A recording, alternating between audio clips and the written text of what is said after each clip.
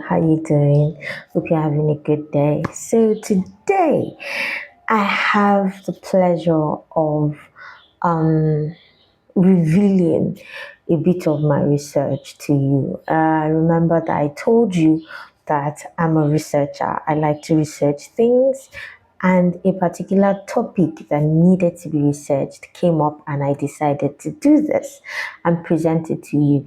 It's important I present this to you because I've realized that many people do not know the things that are involved in this. So please bear with me.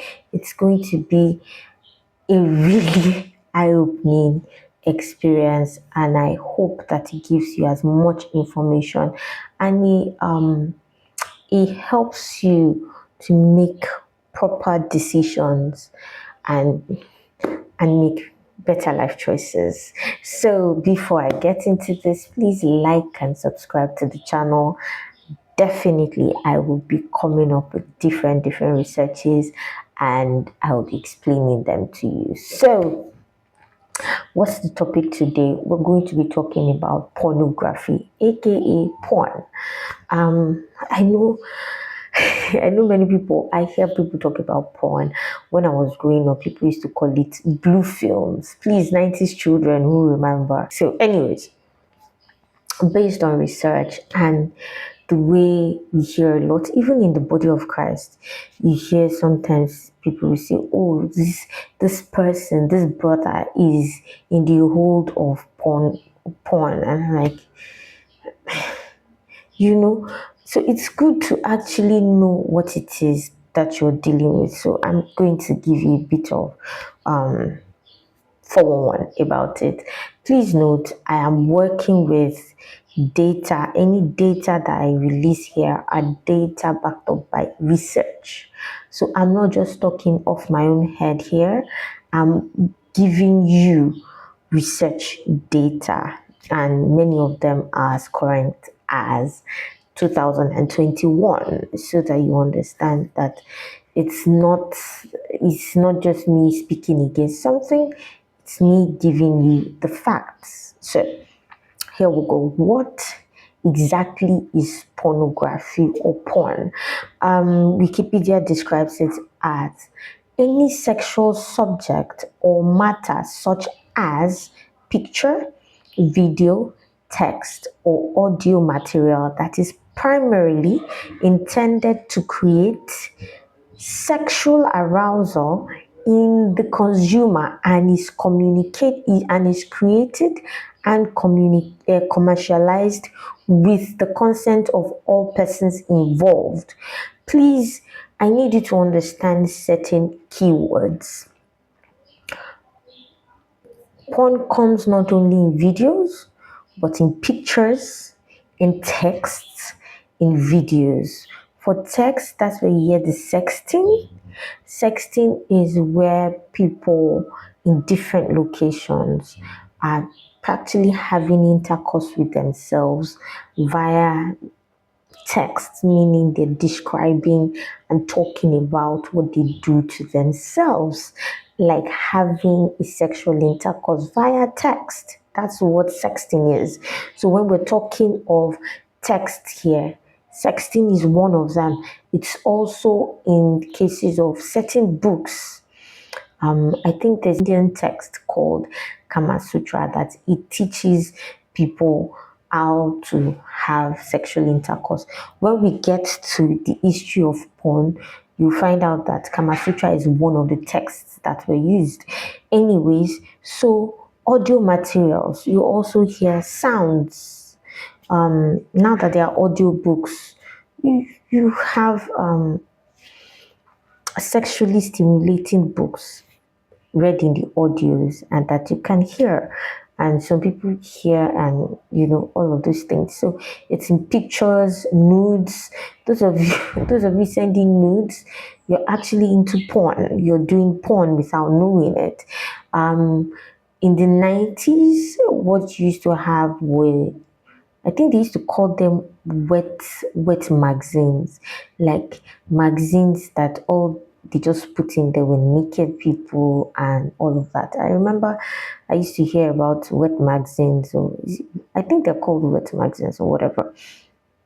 Anyways, so for the porn as an industry, it's the fact that all the people involved are consenting to it. In the videos that you see, it's supposed to be that all the parties involved are consenting to it. However, sometimes that's not the case, but so they know that they agree to it. However, I also need you to note in this definition that the primary purpose of porn is to create sexual arousal in the consumer. So it's not just that somebody is just doing a video or writing a novel, because there are sexually explicit novels. The way the publishing industry works is many of them have niches of books that they publish, so you know the kind of books you want. Once you see the publishing house, you get a bit of an idea of what the book is going to be about. So Mills and Boons is not the title of a book, it's the name of a publishing house. Mills and Boons, Harley Quinn, Silhouette, they were names of publishing houses, I believe, that published sexually explicit novels. And since people were encouraged to read in the 90s, novels were becoming a thing. So people were actually reading porn, kind of text porn, without knowing. I remember that time you used to have people, after reading these things, because it just creates this these vivid pictures in their heads. You see many people just, I think people used to masturbate. I think people used to just find their partners and just practice because they've been sexually aroused. So you need to understand that the main purpose of porn is sexual arousal. That's what they intend for the consumer, the person that is reading it, the person that is watching it, the person that is getting the text, the person. That's the main purpose. That is the goal of porn. And mostly because we are human beings and there's a way we are wired.